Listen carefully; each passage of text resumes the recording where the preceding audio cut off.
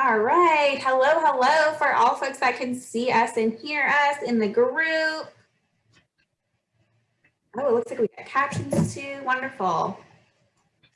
Hello, everyone. Happy Thursday. If you're signing on, I know some folks are getting on. Just say hi, drop a hi in the comments where you're tuning in from.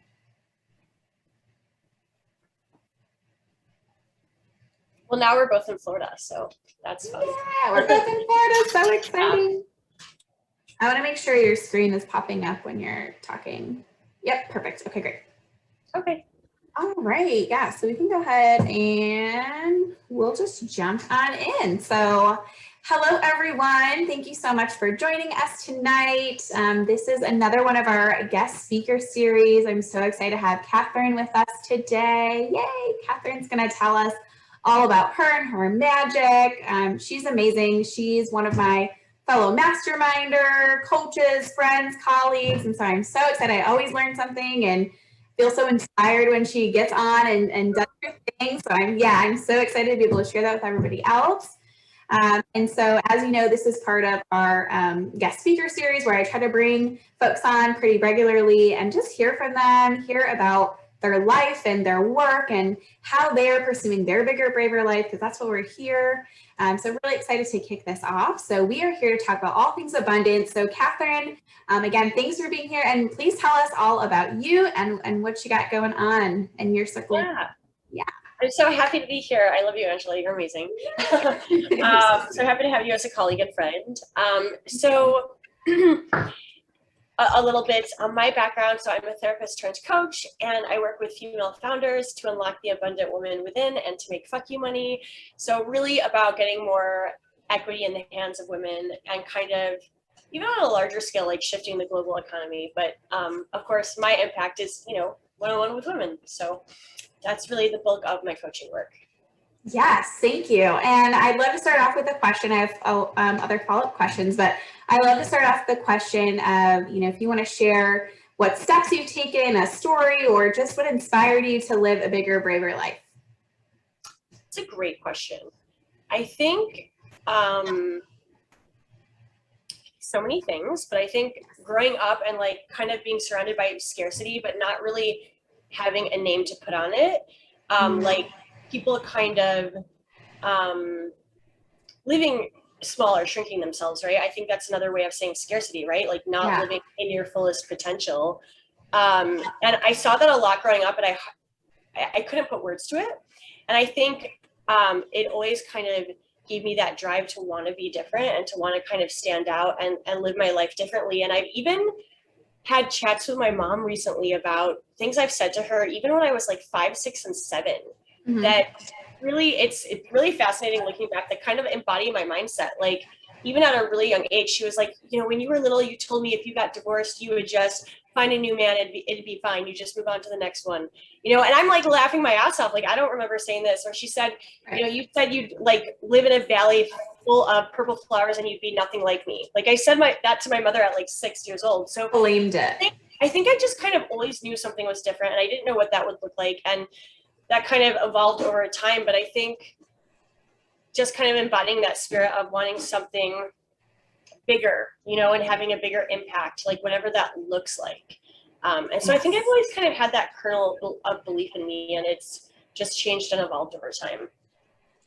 Love that. And I resonate with, your story of, kind of looking around and seeing, some areas of scarcity, because scarcity can come from, places of your mindset, of money, of not taking care of yourself, of, brave and stepping out, or listening to yourself, of shrinking, right? So it can come from so many different ways. So I love that you, and even not being able to put words on it, that makes it hard for us to understand what's going on. Why do we not feel like we fit here? And how do we do something different and all of that? So putting the words to it, I love that. That's very, very helpful.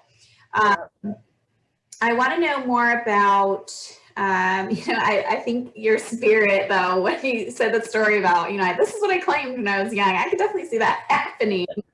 And I want to know more about the bigger dream and vision you have, because that's something we talk about in the group is, let's talk about those big dreams and not be afraid to claim those. And Yeah. so I'd love to know, tell me more about your big vision and how abundance plays into that. Totally. Thanks. Yeah. And I think it's a great question, and also important to recognize that like it's okay to shift, right? Like my vision originally was being a psychotherapist, in a little office where I offered tea to my clients and had my degree on the wall. Now where I am professionally, if I had my degree on the wall, I'd want to like throw up. Like I would like be disappointed in myself. Yeah. And so it's okay, right, that our vision changes and expands. Like that was the creme de la creme vision. I wanted cash pay. I wanted 6 figures, call it a day, pack it up, go on home, right? And now that I've really stepped into coaching and fully blossomed really as a full entrepreneur, my vision has shifted and changed. And I'm realizing the way I'm measuring impact is different, and that I want to reach more lives. And I think it's really a personal decision how we delineate the impact we desire, right? Like it's hard to measure the impact on an individual's life or like a full caseload of 20 people. Like drastically transforming 20 people's lives is like amazing and mind-blowing, right? But my definition of impact has just shifted as I've grown personally and professionally. And I'm realizing now that I'm more fully in the role as an entrepreneur, that I want to reach more people through like a podcast that I'll shortly be launching and like things of that nature. So it just shifts. And I think it's okay to like honor that. And there's no right or wrong, right? Like the people that might want to live this lifestyle or this type of, do this type of work, like there's no wrong, right? Or we're not leaving people behind. It's okay to like grow fully into who we want to be. And I think that's the abundance piece, right? Like because we drive for more, it doesn't mean there's less for other people, right?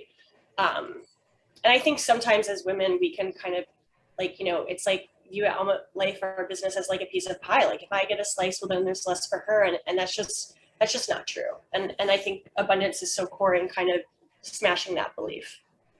Right. And we talk about this like in the coaching sphere of, just because both you and I, we have similar, thoughts and vision and, we're into that. It doesn't mean that if you get a client, from my group of folks that there's none for me, right? It's like there's so much work and things available to all of us, money, jobs, relationships, love, experiences, opportunities, all these different things. And we look so many times at all these things as like scarcity, like, oh, there's only the one, or that's for me and I can't share it and all of that. And, so if you were to get a client from my group of people, like so amazing, right? Because that goes back to the vision of being able to support both of our visions, right? That to be able to support as many people as possible. And your style is going to be different from my style. So if somebody vibes with your style, like 100%, that's where they need to be. That's where you need to be, right?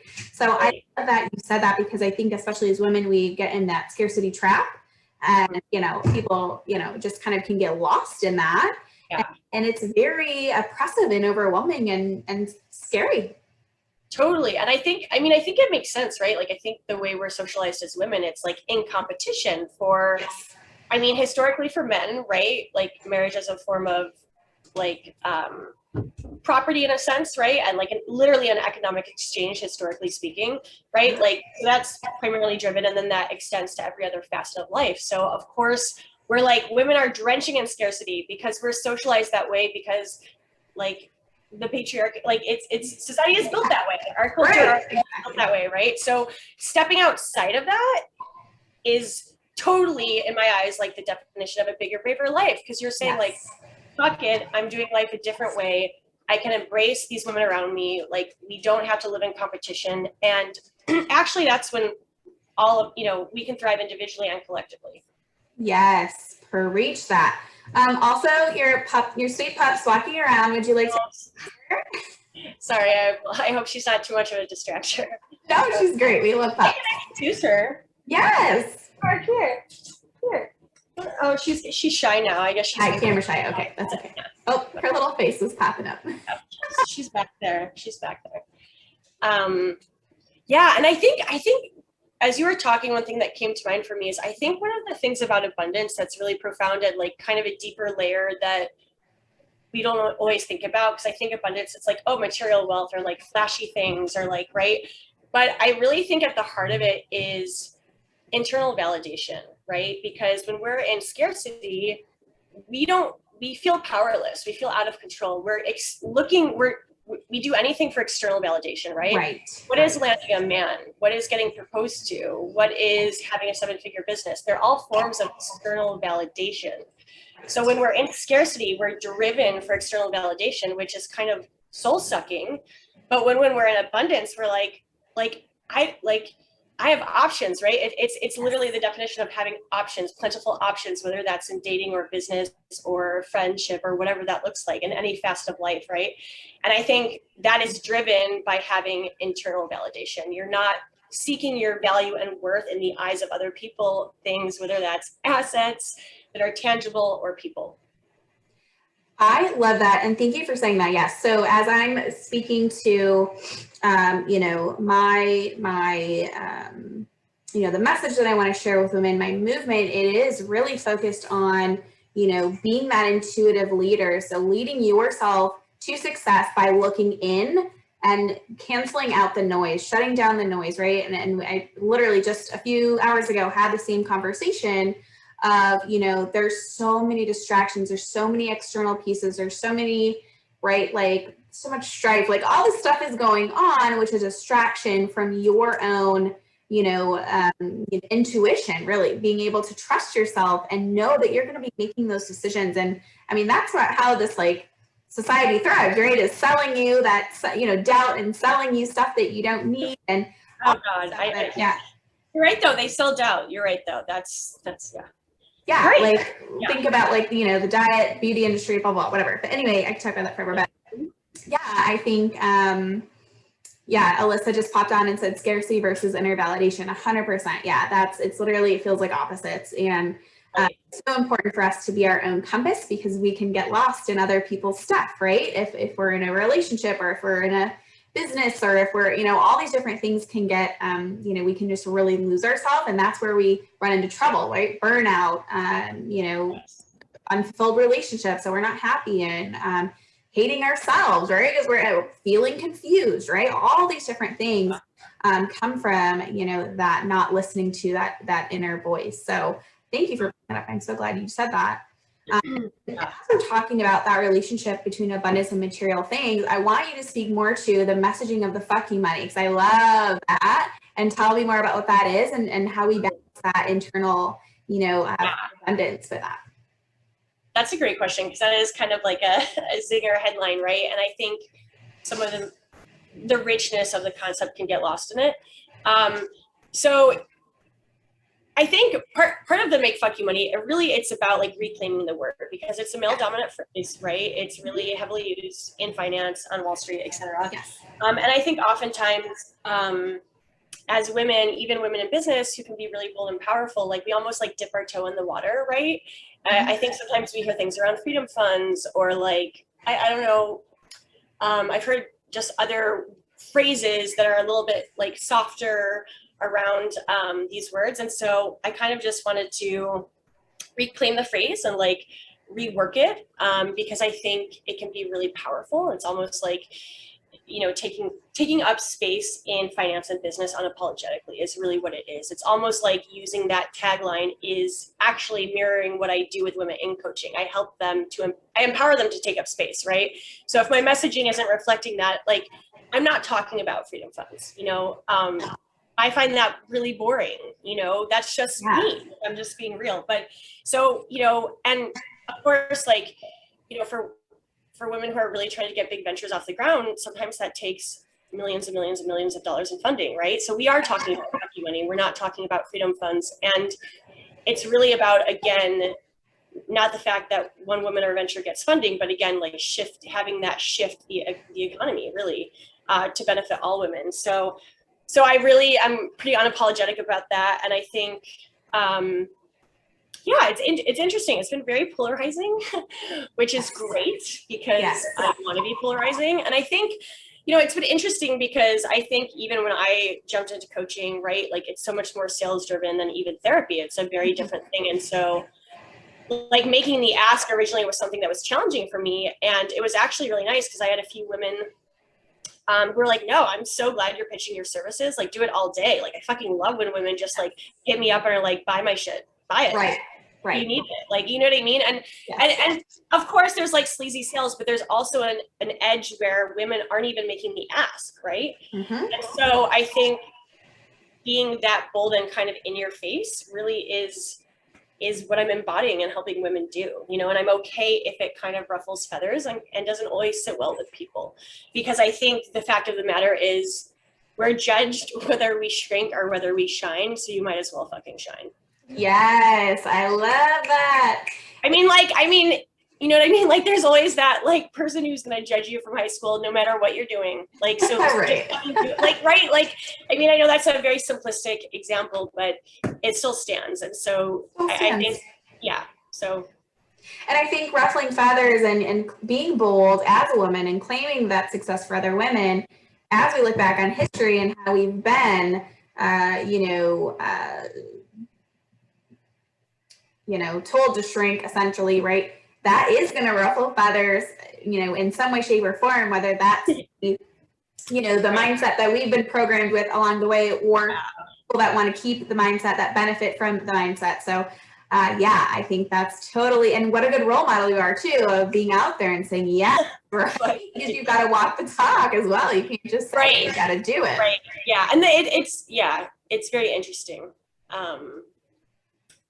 To have that polarization happen. But yeah, it's part of it. And I agree with you. I do think it's about like embodying that and being like kind of the example, right?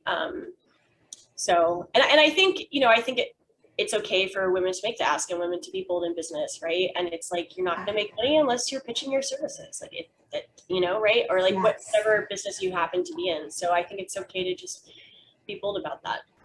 I love that. And we do have female business owners in our group. So wanting to do more of that sharing of their services too. But I would love for you to speak a little bit more about, this is titled, Are You Leaving Abundance on the Table? So, for women business owners and, women in general, what can we do to not leave that on the table? What does that look like, right? Like all those things. Totally. I love that you asked. So there's so many statistics about, right, how when women that women often don't negotiate salary raises when they're in interviews, right? And then also with women in business who are looking for generally venture capital funding, like they often request something, a number less than what they really truly need, where men 9 times out of 10, like according to data, will ask well above what they actually need to run their operations, right? So I really think, and it doesn't sound terribly sexy, but I really think a lot of it comes back to like internal validation and just knowing that you're deserving, right? Like it's a lot of like internal work, because I think one thing I share with my clients is that like your energy walks into a room before your words do. Ooh, I like that. So like if you're walking into a boardroom, if you're walking into a room to get interviewed, like wherever you're going, right? Like if you're, kind of sitting in a place of power, like that emanates energetically, like people just feel it, right? It's undeniable. And so I think that is so key, and to kind of have the gusto and the courage to really make the ask that you truly want. Because I think oftentimes, as women, we can say, oh, like, well, I could do it with this, or we have ways of explaining away things, right? Yeah. Where I think men often kind of, again, ask for even more. Yes. And yeah, definitely always the trend. And as I'm working with my clients and, they are going after jobs that aren't burning them out and they're getting compensated more, or wanting to get compensated more to what they're doing work-wise and all of that. It's some of the conversations are, oh, I don't think I'm qualified. And I'm like, excuse me, do you know about like 5 males or other people who are not qualified are going to be applying for this, and they don't care. So why are you holding yourself back from that? So it's really about the limitations we put on ourselves. And you're right, the male counterparts are not doing that. So that's super interesting to compare and look at those. I always bring that up as a point, because I think that's so important. And they're like, oh, you're right, right? And then, it's like you have to give yourself that permission to go for it almost. Yeah. Yeah, absolutely. I think so. Yeah, the permission piece is so key. And when we think about, leaving that abundance on the table, like obviously, we're talking about, money and in this particular scenario, right? Work and money and how that, asking, for our worth and our value, which we probably still don't even get paid that close to that at all, right? But it's how can you look at that in other ways beside the workplace, beside Totally. Yeah. Definitely. I love that you asked that. And this came to mind because I knew you were going to ask this. And I was like, this is great. I need this question. I don't think I've talked about it this way before, but this is really my firm belief is that like, and it sounds very woo-woo, but essentially at the end of the day, money is an energy, right? Like our economy is not even backed by gold anymore. I think, a lot of people aren't even aware of that, which is a little terrifying, but like, this is kind of the world we live in, right? And so the thing is that at the end of the day, money is an illusion and it's an energy exchange. So it's right. It's like and again, I know that sounds woo-woo, but it's really not if we look at the way our economy is built in traditional 9-to-5s. We exchange time for dollars, right? That's literally our energy that we are exchanging for money. So therefore, money literally equating to energy. And I think whether or not you're a woman in business or whether or not you're looking for like funding, or like whether that's venture capital or crowdfunding, like I do think the idea of being a woman and leaving abundance on the table absolutely still applies because again, it's an energetic exchange. And I think so often as women, we are positioned as caretakers in society with so many roles, as you mentioned earlier in our live today, that we often give without receiving. Okay. I think that's very common. And I don't think you have to be a woman in business to experience that, right? Like my mom was a stay-at-home mom growing up and I sure as hell know she experienced that, right? So it's really about where are you, if you're a woman or a woman in business, it doesn't matter, just living the female experience, where are you giving too much in your life and not receiving an equitable exchange? Is that in your marriage? Is that with your relationship with your sister? Is that at work with your boss? Like that shows up anyway. So naturally with my clients, it specifically, applies to venture capital funding, but this is applicable. This is a life philosophy. This is applicable to being a woman in every facet of your life. Where is this happening in the bedroom, in sex? Where are you giving and not receiving? Where are you giving and not receiving at work? Where are you giving and not receiving with your children? Where, like, and I think this is an issue that every woman encounters at every stage of life. Yes. Right? Like we are just so positioned. And I can speak for myself personally that I've assumed the caretaker role without even realizing it sometimes. And I've totally gotten in too deep, like in my personal life, not even romantically, but just really that theme of giving so much of myself, my time, my money, my energy, my love, my care, like whatever that is. And I think that's what it is. And I think it's just, again, going back to this idea that it's okay to take up space as a woman. Like we don't have to apologize for it, right? We don't have to diet away. We don't have to budget away. We don't have to like any of those things away, right? And I really do firmly believe it applies to everyone. I love that the way that you said that, where is there that non-equitable giving? And, I think about sometimes, in a relationship, it's like, there's like that quote or the story about, it's not 50-50, right? It's like, sometimes it's 90-10, sometimes it's right. But that is assuming you are in an equitable relationship that prioritizes the team dynamic and that equal relationship, right? So I think that's so amazing the way that you worded that, because I think you're right. Honestly, if that's the the woman's pandemic, if you will, is shrinking, not saying, the woman's pandemic. Oh my God, you're right. That's a post. Right. That's an episode. That's a whole fucking podcast for like years, for decades. But it's so true. It's, like you're shrinking back. You're not saying your needs. You're being a speaker, right? You're afraid of that judgment or whatever that is. And it's like, that is draining and exhausting, and no wonder so many are burnt out. And you know what that does? It drains your fuck you money. Yes, drains your energy. That's what women need to know, because women don't realize how much income potential they have because they're too busy giving their energy and draining their fuck you money without realizing it. Woo. Yes. Okay, y'all, if you're hearing this, put something in the comments, because I'll give you a juicy way of how I drained my own yes. in the past. You want to hear this? So I was in a long-term relationship, okay?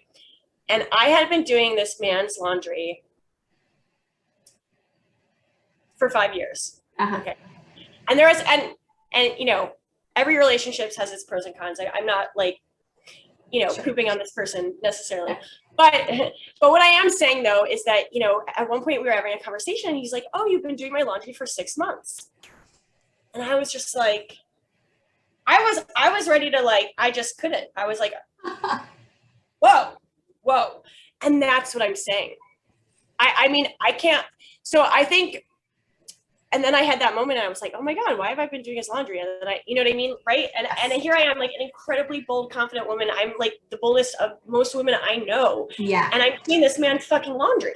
You know what I mean? Right? Yeah. Like that's a perfect way. How many hours do you think I spent doing that man's laundry for 5 years? How many tens of thousands or hundreds of thousands of dollars do you think I could have made from those hours that I had done that man's laundry?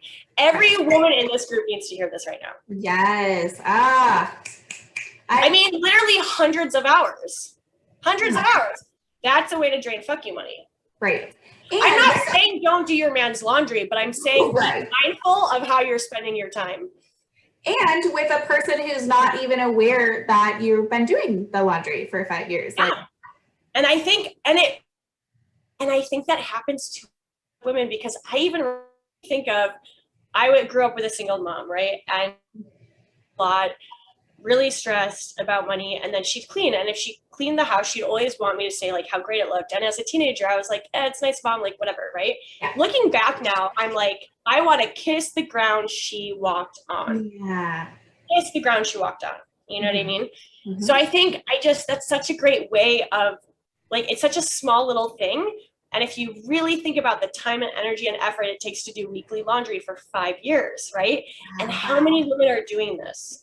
And there's actually a New York Times article on unpaid women's labor. It's the biggest, it's one of the biggest markets globally. It's a multi-billion-dollar annual market.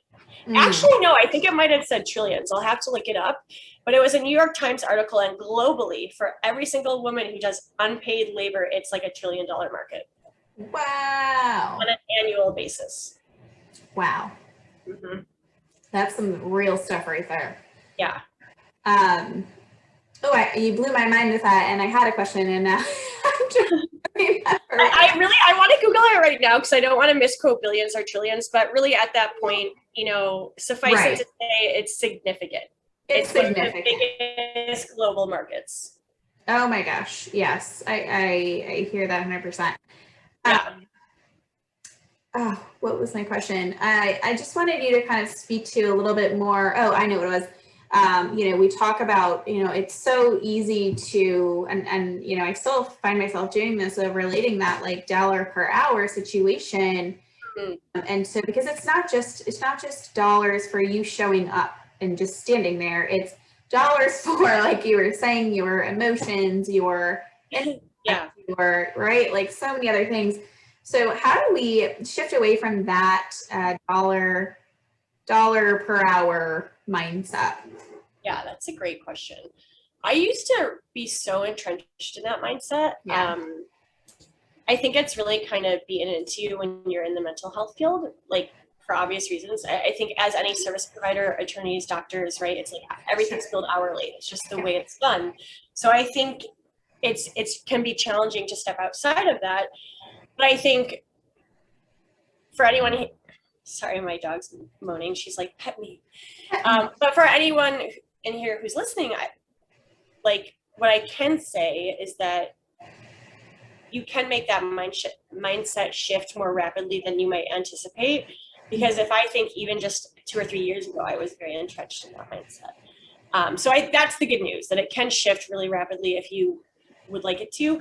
I think, I think it's so hard to put a dollar amount on what you're providing, especially in the field of wellness when you're providing a transformation. Yeah. And I don't say this as like a form of clout by any means, but to this point, I did have a former client who was like, she had done a 6-month coaching program with me. And at the end, she said, this was more valuable than my undergraduate degree. Oh my gosh. And she wasn't True. She was being serious. And so Yes. I think one thing that comes to mind is like culturally sanctioned ways of spending money. Mm-hmm. And then I think also like, it's so hard to put a dollar amount again to transformation, right? Like how can you measure, elevating someone's income potential for perhaps the next 40 years? Yes. Like you could have put an extra $1 million in someone's pocket throughout a lifespan. How do you measure that, right? Mm-hmm. So I think it's really, really challenging unless there's a very specific output, right? Like it's just like a very dry exchange. Like you go to the store and you buy bread, you give them $2, you get a loaf of bread, right? Like you can't. It's so hard to put a number on that. So I think it's really about owning, just kind of unapologetically owning your brilliance and recognizing that what you're offering, whether or not you've gone to school or are in business, like you have so many years of life experience that aids your skill set and your expertise, that like that's really what people are paying for, is like the richness of your life experience. And if that includes education and training, like that's great. Like, that's a different fabric that is unique to you. But I think it's really about just like the richness of what you bring to the table. Absolutely. And I think the other shift is, as we look at money as the energy exchange versus like this thing, right? Because there's so many, there's so much negativity and negative mindset around the concept of money, which is so interesting. And that could be its own, I'm sure it is already its own. I think. Oh, like the dogma of like eat the rich kind of thing. Yeah, there's so many different ways to look at money. And I ask all my coaching clients too, like, what are your beliefs around money? What are the common sayings that you were growing up with, to see, right? Like, what is it demonized? But it's really not even about the money. It's about, do you value yourself, and how can you, bring that and communicate that value, and, stand in your confidence that you deserve whatever you want.